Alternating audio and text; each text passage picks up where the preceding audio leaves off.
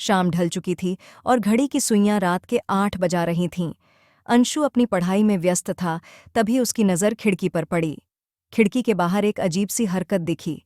उसने ध्यान से देखा, पर कुछ साफ नज़र नहीं आया। उसने सोचा कि शायद उसकी आंखों का धोखा हो और वह फिर से पढ़ाई में डूब गया।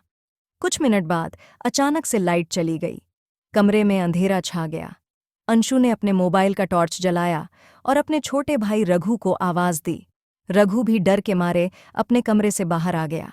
दोनों भाई अंधेरे में सन्नाटे को महसूस कर रहे थे। तभी नीचे के कमरे से एक अजीब आवाज़ आई। अंशु और रघु ने हिम्मत जुटाकर नीचे जाने का फैसला किया। सीढ़ियों से उतरते हुए उनके कदमों की आवाज़ ही उनके कानों में गूंज रही थी। नीचे पहुंचते ही उन्होंने देखा कि दरवाज़ा खुला हुआ था। अंशु ने रघु को वहीं रुकने का इशारा किया और खुद धीरे धीरे दरवाजे की ओर बढ़ा। अंशु ने बाहर झांक कर देखा तो एक छाया सी दूर भागती दिखी। उसने दरवाज़ा बंद किया और रघु को बताया कि कोई घर में घुसने की कोशिश कर रहा था। वे दोनों डर के मारे कांप रहे थे। तभी अचानक से पीछे से किसी ने उनका नाम पुकारा। दोनों भाई पलटे और देखा कि उनके पापा थे। पापा ने बताया कि वे कुछ काम के सिलसिले में देर से लौटे थे और बिजली की समस्या की वजह से अंधेरे में ही अंदर आ गए। उन्होंने अंशु और रघु को शांत किया और बताया कि कोई खतरे की बात नहीं है। अंशु और रघु ने राहत की सांस ली। पापा ने अंशु से कहा कि अब तुम लोग जाकर सो जाओ, मैं यहाँ देख लूंगा। अंशु और रघु अपने कमरे में वापस आ गए, लेकिन अंशु का मन अभी भी अशांत था। उसे लग रहा था कि कुछ अजीब जरूर है। वह फिर से खिड़की के पास गया और बाहर झांकने लगा। अचानक उसे एक चमकती हुई चीज दिखाई दी। उसने ध्यान से देखा तो वह एक लिफाफा था जो खिड़की के पास रखा हुआ था। अंशु ने लिफाफा उठाया और खोला। उसमें एक चिट्ठी थी जिसमें लिखा था, इस बार बच गए, अगली बार सावधान रहना। अंशु का दिल तेजी से धड़कने लगा। उसने तुरंत पापा को बताया। पापा ने पुलिस को बुलाया और पूरी स्थिति बताई। पुलिस ने कहा कि वे इसकी जांच करेंगे, लेकिन अंशु को उस रात नींद नहीं आई। वह सोचता रहा कि आखिर वह छाया कौन थी और उसने ऐसा क्यों किया। इस घटना के बाद अंशु और रघु ने सीखा कि सतर्क रहना कितना जरूरी है और किसी भी अनजान चीज को हल्के में नहीं लेना चाहिए। अगले दिन सुबह होते ही पुलिस ने पूरे घर और आसपास के इलाके की जांच शुरू कर दी। अंशु और रघु अपने माता-पिता के साथ बाहर बैठे थे जब पुलिस निरीक्षक उनके पास आया। उसने बताया कि घर के आसपास कुछ संदिग्ध निशान मिले हैं, जिससे लगता है कि कोई व्यक्ति रात में घर के अंदर आने की कोशिश कर रहा था। अंशु के पापा ने चिंता व्यक्त की और पुलिस से अनुरोध किया कि वे जल्दी से जल्दी इस मामले का समाधान करें।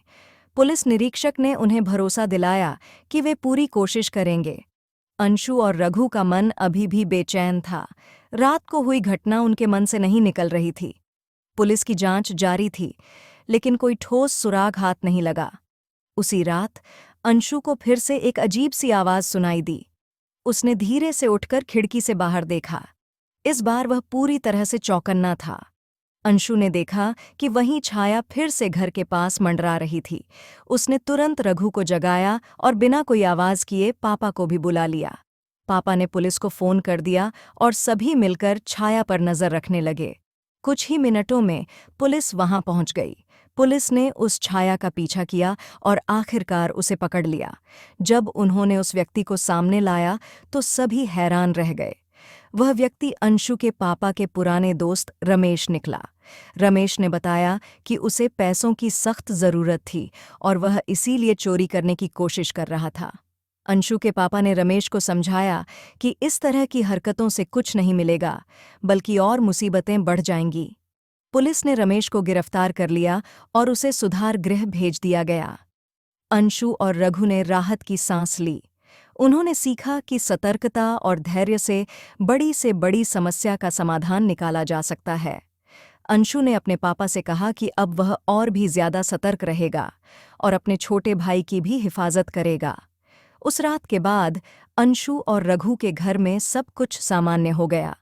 वे दोनों अपने पढ़ाई में फिर से जुट गए और इस घटना को एक सीख के रूप में याद रखा।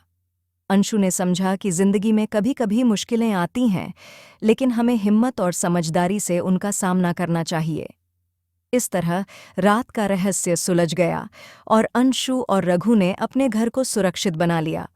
इस घटना ने उन्हें और भी मजबूत और समझदार बना दिया और वे हमेशा इस बात का ध्यान रखने लगे कि किसी भी मुश्किल में घबराना नहीं चाहिए, बल्कि उसका समाधान ढूंढना चाहिए।